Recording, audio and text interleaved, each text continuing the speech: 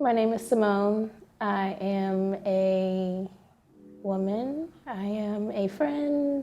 I'm a aspiring creative who likes structure.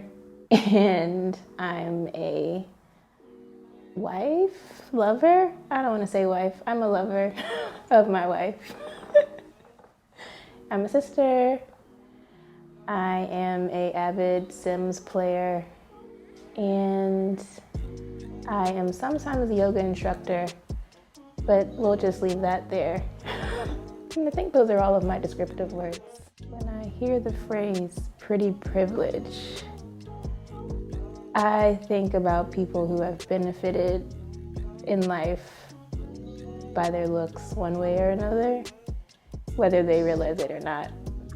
I felt pretty-ish around 7th grade, but I didn't feel like anybody else felt that. And then in the beginning of high school, I was like, oh yeah, like I think I'm pretty now.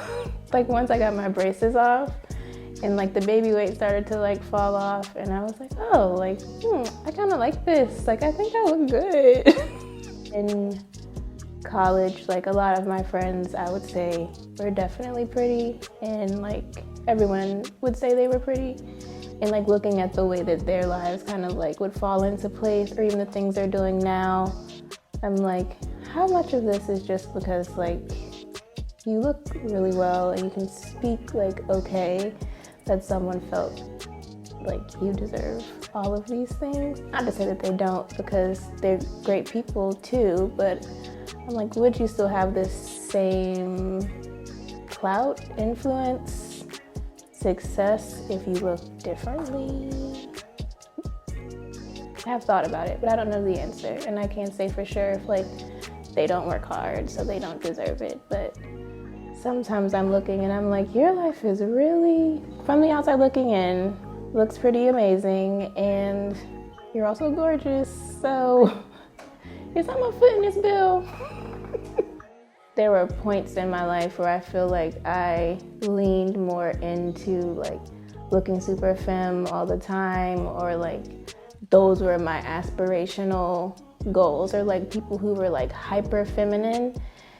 And not to say that I'm not feminine, because like, you know me, I am, but I don't know if I'm like top tier girly woman, girl all the way, all the time. But when I was still figuring out like how I wanted to show up, sometimes it was easier to like wear my hair straight or like put on something that looks a little bit more normal than like what I would probably pick out for myself. And I have this really one like very specific experience.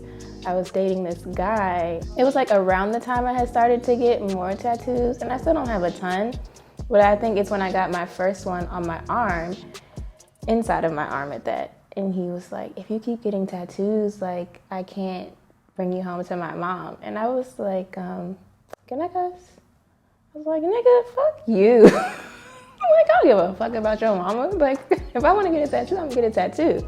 Like that made me stop in my tracks and be like, you think you better sit here and tell me like how I need to show up to make you feel good? And from that point on, I was just like, yeah, no, I'm not. If I don't feel it, I don't feel like. If I want to wear my hair straight because I want to wear my hair straight, I'm gonna do it. But I'm not gonna do it because you want me to.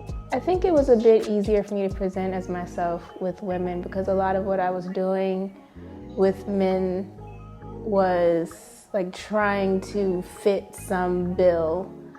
And I always felt like I was outside of a box. I don't want my life to look exactly like this cookie cutter, perfect mom, perfect wife life. Like, why don't I want that? Like, why can't I make it work? And so once I started like noticing the things that I wanted for myself, it's kind of when I was welcoming the thoughts of my queerness more, because it's not like they weren't there. It was just something that always felt like that can't be me. Like that doesn't make sense for me. Like if so, it would have happened sooner. But realizing that I was actually just wearing masks in those relationships for so long, when I finally decided like, actually I can't wear this mask anymore. Like all of these things feel more authentic, and was just easier to show up, like without trying to be like, this is me, I am Simone, the straight girl who loves all of these things, which is just not true.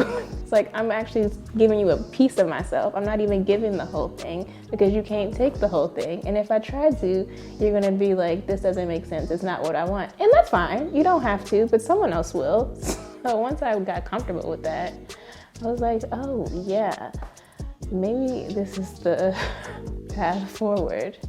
Brittany is someone who will say like she prefers like women with long hair. Like she likes really, really feminine presenting women. Like when I first met her, my hair was long, but I definitely wasn't like super femme all the time. So I think like that's been an adjustment, like trying to make sure that I'm still being authentic in how I want to see myself. And something that I've learned in that space is communicating that to her and not just being like, like I can't do this, and not giving her any context, because I don't know, I think it's like a missed opportunity for us to connect and for her to like get a better look inside of what's going on with me, instead of just being like, whoa, like I had no idea you were feeling this way.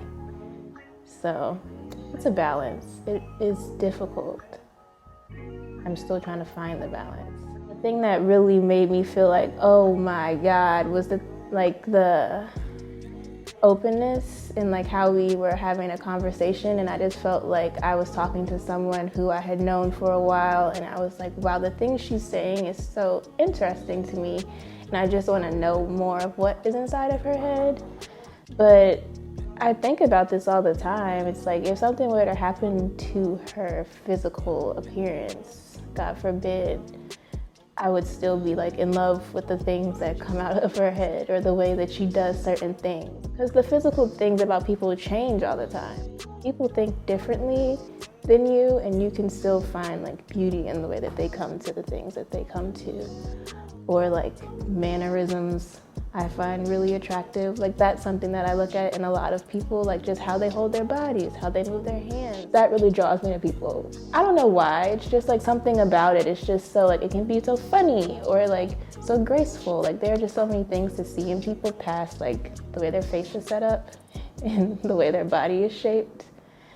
So I feel like the inside stuff is almost more attractive than the stuff on the outside, because if you look like a freaking 10, but the inside of your soul is dark and not kind, like you are now like the least attractive person to me. And I feel like I've been in those situations where you assume that because you look on the outside, the inside will match, and it doesn't. And then instantly it's like there's nothing there. So it's really about